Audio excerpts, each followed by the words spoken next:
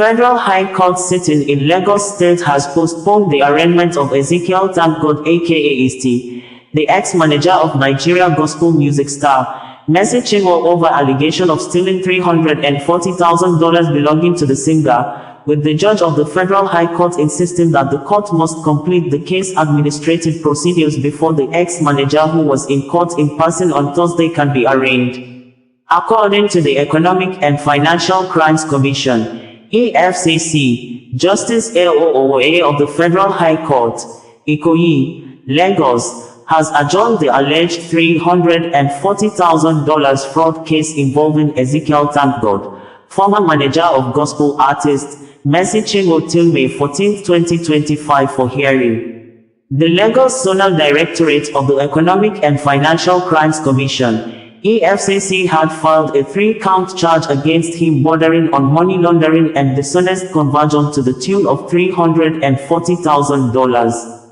One of the counts reads, that you, Ezekiel Onyedikachukwu Thank-God and Easy Global Concepts Limited sometime in 2023, directly returned the sum of $260,494, $260,494 in Easy Global Ministry Zenith Bank PLC account number, which sum you reasonably ought to have known forms part of the proceeds of an unlawful activity, the dishonest conversion of the said sum, property of Mercy Chinwo and Judith Kanayo. The offense is contrary to Section 18(2)(d) and punishable under Section 18(3) of the Money Laundering, Prevention and Prohibition Act, 2022.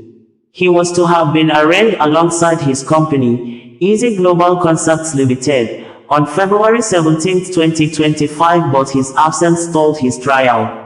The court had also issued a bench warrant for his arrest and ordered him to appear in court today, March 6, 2025, either by the subsisting bench warrant or production by his counsel. His counsel, Dr. Monday Ubani, San, had also assured that he will be in court on the adjourned date.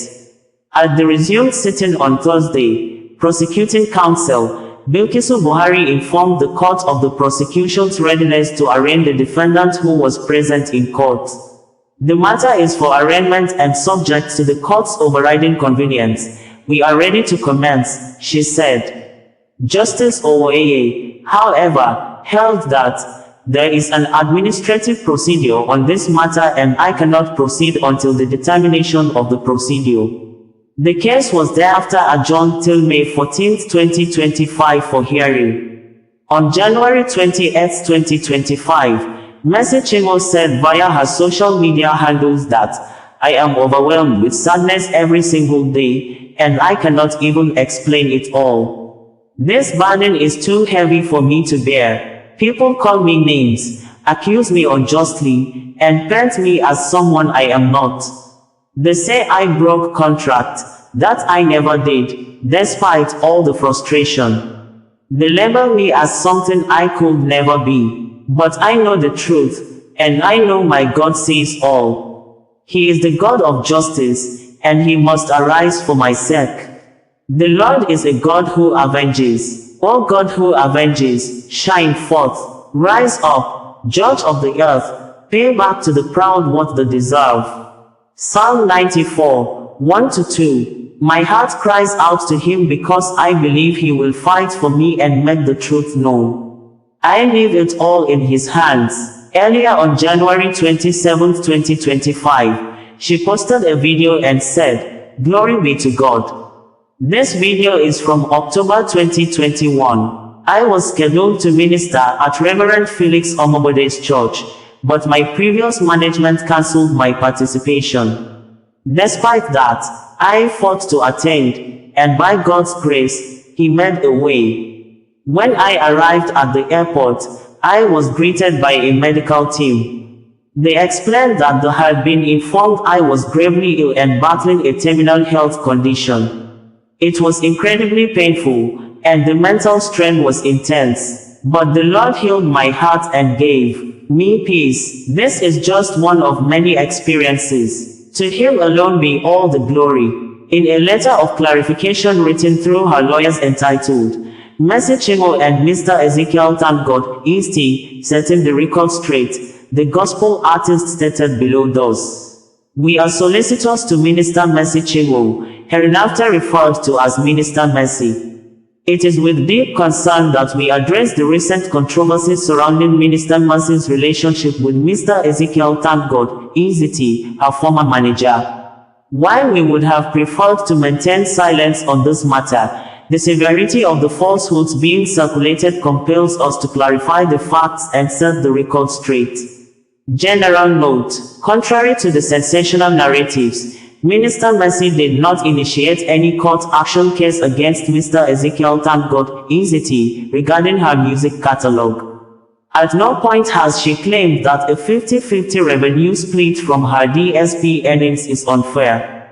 The issues with Mr. EZT are, in fact, grave matters that have posed significant threats to her life and cannot be easily exhausted, but she has preferred to remain silent. What were the real issues? Background: Minister Mercy's journey with EZT began humbly during her days as EZT's backup singer in Port Harcourt. Over time, their work relationship flourished, with EZT assuming a local parentis role, advising and mentoring her. Their relationship was not born out of contract, but beyond. She honors him like a father. He commenced managing her early in 2017, introduced her to his pastor, Pastor Temple Odoko, and later specifically advised that they sign a management contract on her birthday to remarkably announce their work. He brought the contract, and it was happily executed on September 5, 2017, in Port Harcourt. Note date and place. Work relation. The work relation was super cordial. Minister Mercy, Excess Love, project was recorded in 2017, and it was a major success. Other projects followed. EZT put in the work and passion. He talked big on his vision for gospel music in Nigeria, and she strongly bought into it. Relocation to Lagos. The grace of God was evident, and need to relocate to Lagos became crucial in 2018. He established the structure, and they worked with unity and a common vision. Everyone was committed to the organization vision, and she was instrumental in ensuring that more gospel ministers, starting with Judeke, joined the organization in early 2019. The turning point: towards the middle and end of 2019, commencing the third year of working with EZT, things began to change gradually. They had discussions, as usual, about the organization and her plans. He expressed his intention for her to extend her 5-year contract to 12 years. However, she declined, stating that she has got other plans. Afterwards, she noticed that at any given opportunity to address any issue, EZT would be hostile and make reference to the contract. He started talking tough and repeatedly about the contract, which was not the norm. It was at this point that she realized she needed to have a copy of the contract. As the situation got worse in 2020, she demanded for her copy of the contract. By the way, her copy of the contract was only given at the end of the contract time on the 23rd of November, 2022. By the 4th year, the relationship had become extremely toxic, as Minister Mercy started to endure untold verbal and emotional assault that literally affected her person. EZT would threaten her with statements like, "I will deal with you, I will mess you up, I made you whom you are, I can shut you up, and nobody will hear you again, I will destroy your career," including the use of the F word, sadly on different occasions. Extremely hostile, antagonistic and abusive, EZT continued to intimidate her, isolating and bullying her, misleading people, inviting her for events about her availability. When she gets invitations to minister at programs, the management would respond to the invitees that she was not available or that she was sick. In some cases, the management would demand an outrageous fee for her to attend programs in order to frustrate the invitation. One of such heartbreaking incidents involved a church program that had been concluded for her to attend in October 2021, hosted by a father of faith in Edo State, Reverend Felix Omobode. Ezity suddenly told the host that Minister Mercy could not attend because she had a terminal health problem. She got wind of it and fought back. It became chaos while she threatened it was over and done with the organization. She was threatened with the contract, but she insisted she will go and minister against the management's wish. There were interventions. After much pressure, he claimed the organizers did not make flight arrangements. She said she will attend by any means. He eventually booked the flight. To her surprise, her host came along with a medical team to the airport to receive her, believing she was unwell and may need support. Meanwhile, Minister Mercy also discovered that her ticket and that of Ezity had been long booked by the host. Reconciliation. Though broken, she made efforts at reconciliation. She prayed and had discussions with her spiritual mentor. She decided to make a deliberate effort to restore the good working relationship.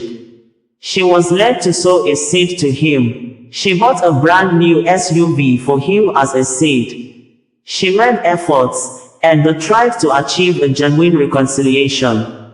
They reconciled, but he was more particular about posting the car on social media to appreciate her. She declined, and things got worse. The situation worsened as there was no longer trust. She lived in tears. She had to narrate her experience to Minister Chioma Jesus, whose intervention led to the management returning her call lines to her in December 2021 to manage her program scheduling herself. Without removing her cost of logistics for travels and remuneration for her team members, which she must pay, she remitted an absolute total of 50% of any gift or honorarium with date and evidence to Ezity. If she delayed, he would certainly send a mail. Case of forgery. After her contract had expired on the 5th of September, 2022, Minister Mercy was directed to get her copy of the contract from his pastor, Temple Odoko, who has now become their mutual father, and she got her copy November 22, 2022. Shockingly, it turned out that the contract that was signed in 2017 had been replaced with another contract made in 2019. A new contract made in 2019 was altered to seem as if it was the document signed in 2017. Clearly, on the face of the contract, at the front page, the 2019 was altered to 2017 by turning the 9 to 7 with a pen. However, the commencement page was carelessly reading 2019. Ezity is challenged in one word to release the first 3 pages and the execution page of the contract in public. The contract till date has no original, just the photocopy. Due diligence revealed that after signing the original contract in 2017, 2 years later, when they had relocated to Lagos, Ezity secured the services of a prominent and respected law firm in Lagos, Udo Udoma and Bello Osage, to prepare a new contract in 2019. The contract was used to substitute the 2017 original contract. The contract was prepared and sent to him via email in 2019 by Udo Udoma and Bello Osage. He altered the front page of the contract to read 2017 and claimed it was the contract signed. Meanwhile, the commencement date was carelessly left as 2019 on the document. He refused to release the original contract signed in 2017 but the new one 2019. At an investigation meeting, our managing partner, Pelumi Olajengbesi, respectfully asked Mr. Mena Ajapovi, Esquire, partner at Udo Udoma and Bello Osage, to speak to the integrity of the contract. The partner confirmed that while they drafted the contract in 2019, it was never signed in their presence as Ezity claimed. He added that their firm only sent it to him via email and was not aware of the 2017 alterations on the contract. This exposed the fact that it was not the same contract signed 2017 in Port Harcourt. It is important to reiterate that while the 2017 contract was just about 5 pages, the 2019 contract, which was introduced by Eazy-T to replace the old contract, was 25 pages, allocating lifetime ownership of all music works to Eazy-T and couched in a manner intended to perpetually have Minister Mercy in servitude. Other issues. Eazy-T, in the Continued Onerous Act, doctored reports received from Symphonic, Africori, and YouTube by not declaring the correct revenue split to be paid out to Minister Mercy. He brought documents in the mid-years of the contract that she needs to sign to help recover her revenue from publishing as songwriter. Yet, he falsely listed himself as the writer of all her songs, to receive revenues as both writer and producer. He refused to remit her a penny from the publishing revenue for the past 7 years, from inception till date, and Minister Mercy didn't make it an issue. He did not remit his choiced 50% of the digital streams earnings from 2022 to 2024, a complete 2 years. Eazy-T claimed he has paid her over $600,000. That couldn't have been the reason for the issues. Minister Mercy recorded and released almost 40 songs with him. Whatever he has remitted to her is from the 50% ratio, and she has never complained about the percentage. After the contract, Minister Mercy made significant efforts to record an additional album before the expiration of her contract. She had clear instructions on the songs, wrote them down and sent a list to Eazy-T, requesting a recording schedule. However, his responses were dismissive, with one reply stating, "Na you dey teach me work now," and another time, indicating he was too busy at the time. After the original contract, which spanned from 2017 to 2022, had expired, Eazy-T insisted that the contract be extended. He justified this by citing the fact that a third album had not been recorded, referencing a questionable contract clause from 2019. Apostle Anselem's Madubuko intervention. Apostle Anselem attempted to help resolve the matter on several occasions. "We were advised to forgive and forget, and we happily did." Eazy-T was told to remit Minister Mercy's due, and everyone agreed on an independent audit. A neutral auditor was appointed. The audit was about to start when Eazy-T pulled out and refused to comply further on the excuse that his lawyer was not at the meeting where the audit was agreed upon. The auditor had to resign for lack of cooperation. Having seen the volume of revenue coming, he had to manipulate a new contract. Forgery and diversion investigation. At the EFCC investigation panel in 2024, with all parties present and their lawyers, it was established that the sum of $274,000 United States dollars had been unlawfully retained and diverted by Eazy-T from digital platform revenues reviewed as at then. Eazy-T claimed Minister Mercy had asked him to help keep part of the revenue to avoid mismanagement and that he was holding the remaining to ensure reconciliation before releasing the payment. He stated there was no intention to steal.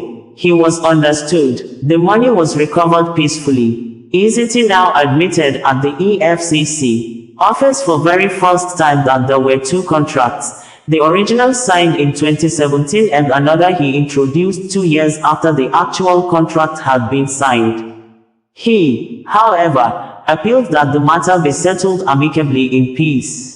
He started crying and preached peace. Minister Mercy broke down emotionally, also in tears. There was forgiveness and reconciliation. The legal practitioner representing Mr. Eazy-T, Dapo Akinosun's son, senior partner at Simmons Cooper Partners, admonished that parties should settle as Christian family. Eazy-T apologized in tears to Minister Mercy, and reconciliation was encouraged. Parties settled, and the Land Silk encouraged that a settlement agreement be prepared and signed afterward.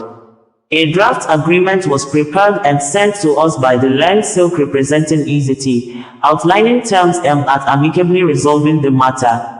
After reviewing the draft, we provided our input to address certain terms and awaited the signing of the final settlement agreement. However, upon following up with the learned silk, the last response remained that we should wait. Court case, just as we were waiting for EZT to finalize the settlement peacefully by signing, we were told that EZT had engaged a new lawyer and had now taken the matter to court. EZT was the one who filed a court case against Mercy Chinwo and Judique separately, in suit referenced LMDC 09-24289 YM. The same EZT pushed the false report of Minister Mercy taking him to court for a catalogue to mislead the public and draw sentiments or pity to him. He filed another suit in court against the EFCC for investigating the allegations. We later held that he has been charged for fraud by EFCC, a warrant of arrest issued for him to be compelled to appear before the court. Final settlement. Minister Mercy firmly believes that the Lord has settled her and wiped away her tears, reaffirming her position that these issues are not beyond resolution. However, EZT should tell the world, as he has been doing, what happened to the 2017 contract she signed in Port Harcourt. What is the reason behind the introduction of a new Lagos-based contract in South Korea? Air Force has confirmed 15 persons to have sustained injuries when 2 fighter jets filled with soldiers on training mistakenly airdropped 8 bombs on a civilian-populated area at Pocheon Town, which is a border community with North Korea, during military drill conducted by U.S. military instructors on Thursday. It was gathered that South Korea began a joint military drill with the U.S. recently in preparation against the likely threat from North Korea and the current posture of China following the 20% tariff on Chinese goods imposed by the U.S. President Donald Trump. According to the Republic of Korea Air Force, ROKAF, a KF-16 multi-role fighter, accidentally dropped at least 8 Mk-82 500-pound bombs on the town of Dongmyeon in the Jeolgi province of South Korea, less than 12 miles from the Korean Demilitarized Zone (DMZ) and border with North Korea. The bombs destroyed several homes and a nearby church, causing at least 8 injuries among residents, including 4 that were considered critical injuries. The pilots of the fighter jets were said to have dropped the 8 bombs in the wrong place. The fire agency in South Korea, according to Reuters, said in a statement that 15 people were wounded, including 2 who were seriously hurt. It was gathered that Pocheon is about 40 kilometers, 25 miles, northeast of Seoul, near the heavily militarized border with North Korea. Reuters quoted some residents saying that there was a sudden loud roar of a fighter jet, then an explosion rang out. When I went to the scene, there were about 4 houses that were halved from the damage. People hurt, said Oh Mong-soo, a 65-year-old resident. Dust and smoke rose into the sky, water gushed out of a pipe. People in a vehicle going to a construction site were injured. Some of them couldn't even get out of the car. Another was outside the car covering his eye. South Korea Air Force in a statement said, "We are sorry for the damage caused by the abnormal drop accident, and we wish the injured a speedy recovery." Al Jazeera reported that the accident was due to a pilot entering incorrect coordinates, quoting a military official who declined to be identified because of the sensitivity of the matter. The official said that the 2 jets then dropped 4 bombs each, with all of them detonating. 8 Mk-82 general-purpose bombs were abnormally released from an Air Force KF-16 aircraft, landing outside the designated firing range, the Air Force said on Thursday. The incident occurred about 10 a.m., 1 o'clock Greenwich Mean Time, in Pocheon, about 12 miles south of the heavily fortified border with nuclear-armed North Korea. "We deeply regret the unintended release of the bombs, which resulted in civilian casualties, and wish those injured a swift recovery," the Air Force said in a statement. It said it had established an accident response committee to investigate the incident and said it would take all necessary measures, including compensation for damages. The Air Force said the military jet had been participating in a joint live-fire exercise involving both the Air Force and Army. South Korea was holding combined live-fire drills with the United States on Thursday in Pocheon, state-funded Yonhap news agency reported. South Korea's National Fire Agency said that the bombs were presumed to have fallen on a village during a South Korea-US joint exercise. This resulted in casualties and property damage, with many displaced residents, it said, adding that 4 people had been seriously injured and 11 suffered minor injuries. It would be recalled that there has been a political turmoil in South Korea since December 2024 when the president, Yoon Suk-yeol, declared martial law, citing threats of possible invasion of the country by North Korea. The aftermath of the short-lived martial law led to the suspension of the president from office, and he is currently facing criminal charges. The president was subsequently arrested and detained alongside some top government officials and military officers. Ukrainian President Volodymyr Zelensky, in a written and video statement on Monday, has said that what Ukrainians need is a true and honest peace deal and not endless war, just as President Donald Trump of the US and one of the world's richest billionaires, Elon Musk, had continued to use their privileged office and position in the society to launch a terrorist-like media cold war against the person of President Zelensky, apparently to weaken his zeal and cause public disaffection against the Ukrainian president by thus using dangerous negative communication styles of half-truth, manipulated facts, deliberate misrepresentation of facts, misinterpretation of words, spin logic, bullying, game shaming, blaming, belittling, mockery, and trying to hold Ukraine ransom by blocking U.S. military aid to the troubled country for a war. It appears Donald Trump is the first U.S. president that kick-started it by thus. The Trump administration first approved the sale of Javelin anti-tank missiles to Ukraine in December 2017, after civil unrest ensued in Ukraine in 2014 with a protest codenamed Revolution of Dignity, which ousted and forced into exile in Russia the then pro-Russia president, Viktor Fedorovich Yanukovych, on February 22, 2014, just a day after President Vladimir Putin mobilized troops and invaded Ukraine, succeeded in taking over Ukraine's territorial land of Crimea, an action the then U.S. President Barack Obama retaliated by only placing sanctions on Russia assets for violating the constitutional rights of Ukraine. The 2017 action of Donald Trump was a step that former President Barack Obama never took, which Trump allies pointed to be a sign of Trump's toughness on Russia and good for U.S. business, which, given Ukraine lethal weapons, had been a red line for Obama, who feared that it could cause Russia to escalate conflict, which President Vladimir Putin-led Russia actually did. And Ukraine has been fighting Russian soldiers and Russia-backed armed separatists in its eastern provinces since 2014, shortly after Russia illegally occupied and annexed Crimea, in a war that has claimed approximately 13,000 lives and displaced 1.5 million people, according to the Ukrainian government before Volodymyr Zelensky became Ukrainian president in May 20, 2019 on the platform of Servant of the People political party, and before Zelensky became president. Putin violated 3 ceasefire peace deals under Donald Trump in January, February and March 2019, and as at December 2019, Ukrainian military reported a total of more than 70 ceasefire deals violated by Putin-led Russia. And during his inaugural speech on May 20, 2019, when Volodymyr Zelensky took office as president of Ukraine, he said his priority was a ceasefire in the Donbas, and also asserted that Crimea and Donbas are Ukrainian land, and that the people living in those regions are not strangers, they are ours, Ukrainians, truly. On December 9, 2019, the Russian President Vladimir Putin, French President Emmanuel Macron, German Chancellor Angela Merkel, and Ukrainian President Volodymyr Zelensky met in person in Paris, France, and agreed on a ceasefire and prisoners exchange. But on same day, 3 Ukrainian soldiers were killed by a landmine by Russian-backed forces who violated the ceasefire 7 more times in December using BMP-1 armored vehicles, grenade launchers, heavy machine guns, and small arms.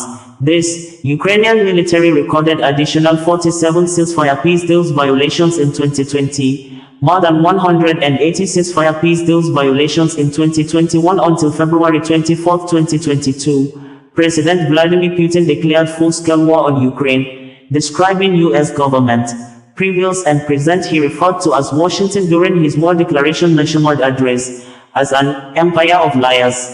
The then U.S. President, Barack Obama, said on March 17, 2014 at the White House press briefing room that, "As I told President Putin yesterday, the referendum in Crimea was a clear violation of Ukrainian constitutions and international law, and it will not be recognized by the international community. Today, I am announcing a series of measures that will continue to increase the cost on Russia and on those responsible for what is happening in Ukraine. First, as authorized by the executive order I signed 2 weeks ago, we are imposing sanctions on specific individuals responsible for undermining the sovereignty, territorial integrity and government of Ukraine," he said. Second, I have signed a new executive order that expands the scope of our sanctions. Third, we're continuing our close consultations with our European partners, who today in Brussels moved ahead with their own sanctions against Russia. Fourth, we'll continue to make clear to Russia that further provocations will achieve nothing except to further isolate Russia and diminish its place in the world. Now, I believe there's still a path to resolve this situation diplomatically in a way that addresses the interests of both Russia and Ukraine. But throughout this process, we're going to stand firm in our unwavering support for Ukraine.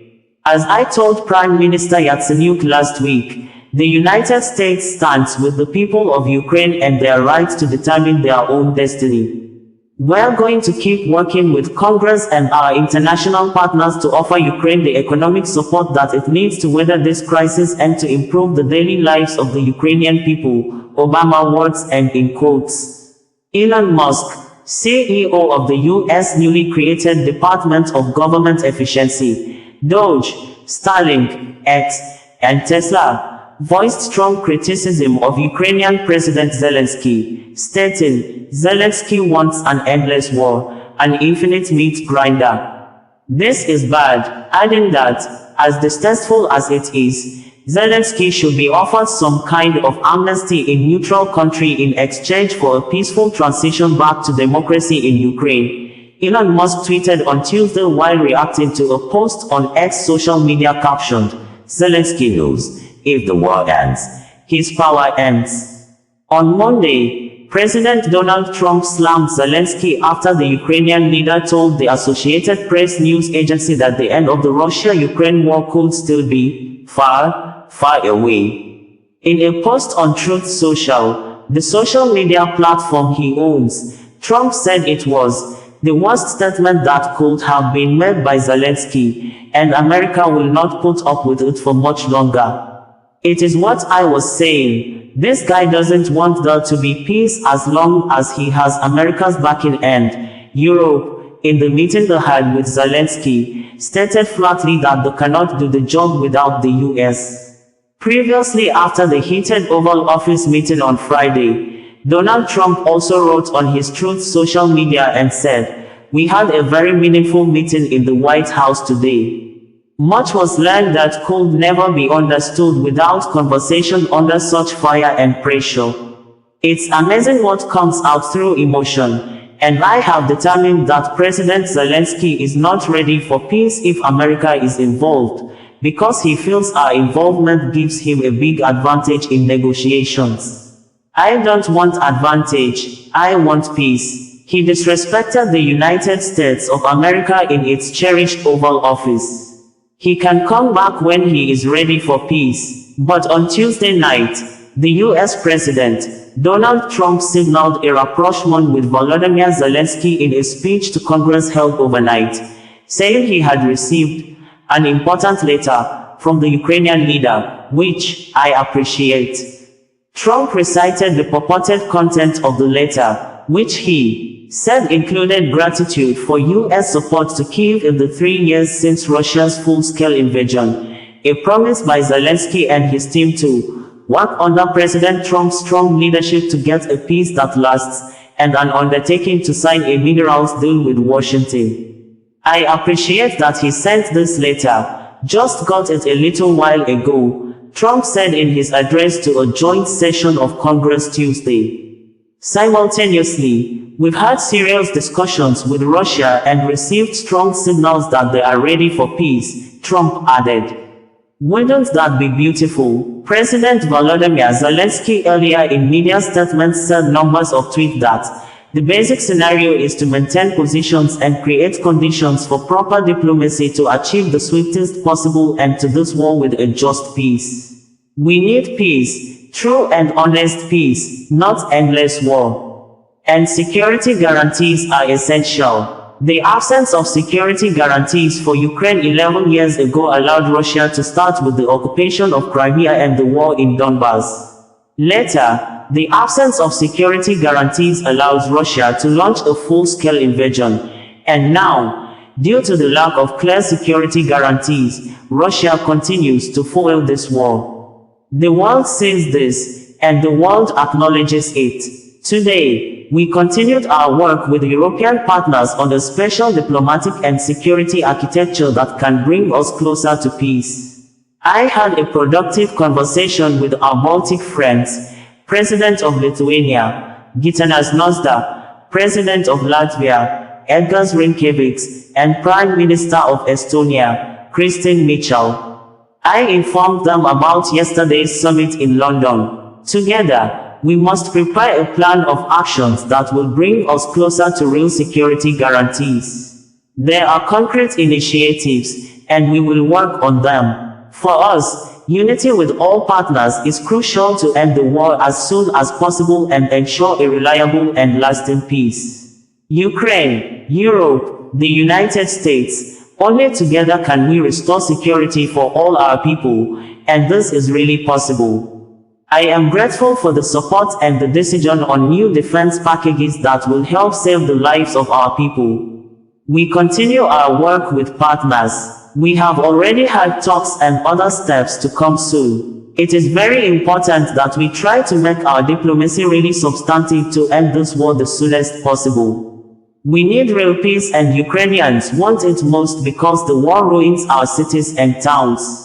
We lose our people. We need to stop the war and to guarantee security. We are working together with America and our European partners and very much hope on US support on the path to peace. Peace is needed as soon as possible. We had reported that President Donald Trump of the United States, US may be trying to cause unnecessary confusion to the traditional way of war settlements which date back to the end of World War I in 1918 and World War II in 1945 when Germany, considered as the aggressor, was meant to pay damages or reparation or the costs incurred by the US, Britain, France and the Soviet Union, which comprises Russia, Ukraine and 13 other republics, when Germany on August 1, 1914 mobilized troops from Berlin to support the defunct Austria-Hungary country, which included German-speaking Austrians, Magyars, Slavs, and Italians after the Austria-Hungary declared war on Serbia on June 28, 1914 following the bombing and shooting to death the Archduke Franz Ferdinand, the heir to Austro-Hungarian throne, and his wife, Sophie, the Duchess of Hohenberg, by a suspected group of extremists from Serbia that wanted to increase Serbian power in the Balkans by breaking up the Austro-Hungarian Empire, and the shooting specifically was carried out by a 19-year-old Gavrilo Princip. This, Russia came to the aid of Serbia, and with the support of other countries like Britain and France, Austria-Hungary was defeated after so many deaths, especially on the side of Serbia's civilian populations, and at the end of the World War I, Germany was meant to pay the damages and costs of war as the aggressor, and on September 1, 1939, Adolf Hitler of Germany, who is considered a nationalist extremist, on his apparent quest to expand Iron race in Europe, invaded Poland, a border country whose people were considered inferior and powerless people, likely the same way Vladimir Putin of Russia may have seen Ukrainians. The action of Adolf Hitler forced Britain, France, US, and the Soviet Union to declare war on Germany on September 3, 1939, and the defeated Germany at the end of the World War II in 1945 after Adolf Hitler and his top generals refused to surrender and reportedly committed suicides inside their underground bunkers after millions of deaths, especially Jews. And in order to make Germany unable to attack another country again, Britain, France and US occupied West Germany, including West Berlin, for years with capitalist economy system, and at the same time, The Soviet Union occupied East Germany, including East Berlin, with communist economy system, and Germany, considered as the aggressor, was again made to pay the damages or the costs of the World War II, which Germany has struggled to pay up to 2010, and it may be clearer that no victim of World War I, Serbia, and World War II, Poland, was apparently meant to pay debts or sign economic deals for the costs incurred by the countries that came to their aid. This may justify the action of Donald Trump requesting Ukraine to sign rare earth minerals deal with the US as criminally exploitative demand, and Donald Trump pushing the narratives that Europe will get their money back and US will not get its money back is simply and half-truths meant to mislead the public. Like President Emmanuel Macron of France recently corrected Donald Trump at the Oval Office that Europe is not getting the money back from Ukraine, that Russia is the one to pay them back the money, most especially from the seized Russia assets in Europe, and the US under the immediate past President Joe Biden seized billions of dollars of Russia assets confiscated to finance US aid to Ukraine. Interestingly, Vladimir Putin of Russia, who is also considered as a nationalist extremist like Adolf Hitler of Germany, on February 24, 2022, in a world news broadcast, made it very clear that he decided to declare special military operations in Ukraine because of US, that for many years, the US tried to expand its powers, stressing he does not have problem with Europe or NATO, saying, NATO is the US foreign policy used by the North America to try to conquer Russia by thus enlisting some other countries that made up the defunct Soviet Union into NATO, and he would never allow US to assemble its military infrastructures in Ukraine, its closest neighboring country. Hence he decided to go after the pro-US Ukrainian politicians and government officials by demilitarizing Ukraine and reclaiming it as an independent territory he said was once part of Russia, adding that he mobilized Russian troops to invade and reclaim parts of Ukraine, which included Crimea, in 2014 in support of Russian-speaking people in Donbas he said were suffering humiliation and genocide attack by Kyiv government for many years, which President Volodymyr Zelensky in several occasions has accused Putin of always sponsoring and organizing terrorists to kill Ukrainians. We had reported that the Ukrainian President Volodymyr Zelensky has told United States US President Donald Trump that Ukrainians don't need just a ceasefire from President Vladimir Putin-led Russia, but a complete end to the war, which Ukraine's security will be guaranteed from further or future invasions from the neighboring rival European country, adding that he was in the United States to sign rare earth mineral deals as drafted by both countries' teams, which included Ukraine's security guarantee. Making the statement at the Oval Office on Friday afternoon according to American local time, when the meeting went successful, smoothly, friendly and calmly for more than 35 minutes until the US Vice President J.D. Vance interrupted and brought in US internal political matters into the Russia-Ukraine issue by thus condemning the administration of the immediate past President of the US, Joe Biden, for always appearing before the press to accuse Putin and Russia of bringing destructions to Ukraine without an act of diplomacy to peace path, which he said the current President Donald Trump is trying to achieve. And the Ukrainian President Volodymyr Zelensky quickly responded and asked the US Vice President J.D. Vance what kind of diplomacy is he talking about, reminding the Vice President that Putin has been destroying lives in Ukraine for years during the era of previous presidents before Joe Biden, including 2014 when Russia took over Crimea, to 2022 and 2019 during the first tenure of President Donald Trump, when he signed a ceasefire peace deal with Putin, but the Russian president broke the ceasefire and continued to destroy lives in Ukraine. Obviously and apparently annoyed, Vice President J.D. responded by accusing the visiting Zelensky of coming to the Oval Office to disrespect U.S. sitting president in his office, adding that no president in the world has ever done that before in the Oval Office. The full length of the meeting video footage and the Fox News interview with Zelensky shortly after the Oval Office meeting ended with heated arguments and series of crosstalks are published in full in our audio and video versions of this news reportage. We had reported that, contrary to media speculations that the embattled Ukraine has reached an agreement with the United States, US-led President Donald Trump on the rare earth minerals deal required as exchange or economic benefits for the US to continue to assist the war-torn Ukraine with military aid against ongoing President Vladimir Putin-led Russian military destructions and bring peace to the country. The Ukrainian President Volodymyr Zelensky, in a video press release on Wednesday night, debunked the speculations, saying, the US and the Ukrainian teams have been working together in preparation for the negotiations on the terms of the economic deal this coming Friday in the US, signaling no agreement has been reached yet. We had reported that the United States President Donald Trump has said that if the war in Ukraine is not stopped now, it could lead or escalate to World War III, with the visiting French President Emmanuel Macron insisting that Russia is the aggressor of the war, hence Russia must pay damages as part of the negotiations for the peace deal. But the US in another meeting at the United Nations General Assembly on Monday joined Russia to vote against a resolution condemning Russia over the war in Ukraine.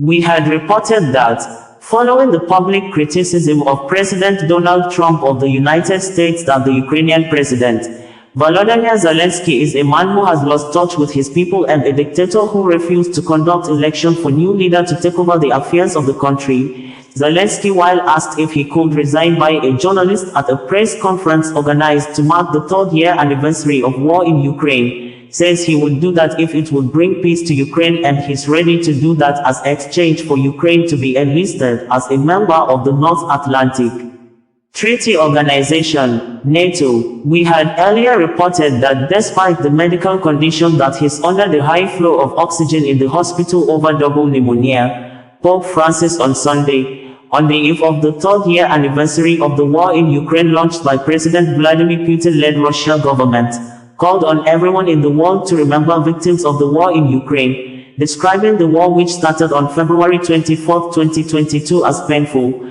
shameful for all humanity.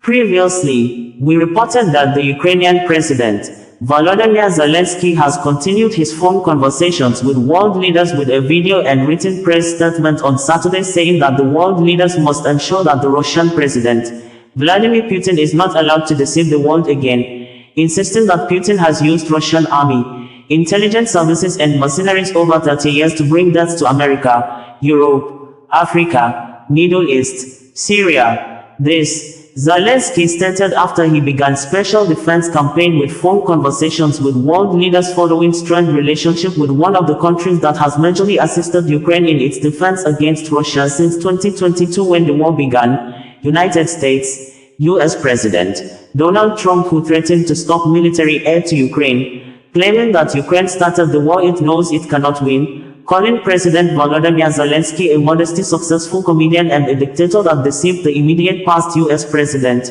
Joe Biden to commit over $350 billion of US taxpayers' money on a war the North America country will not get any profit in return, with the Ukrainian president accusing Donald Trump of disinformation and saying that Putin-led Russia has intensified attacks and launched massive bomb destructions on Ukraine cities and villages during the week of Donald Trump's outburst. Talkish negotiations, because I am the president, I'm the negotiator, and in Russia he's negotiator, Putin, and in the United States Trump, before him Biden.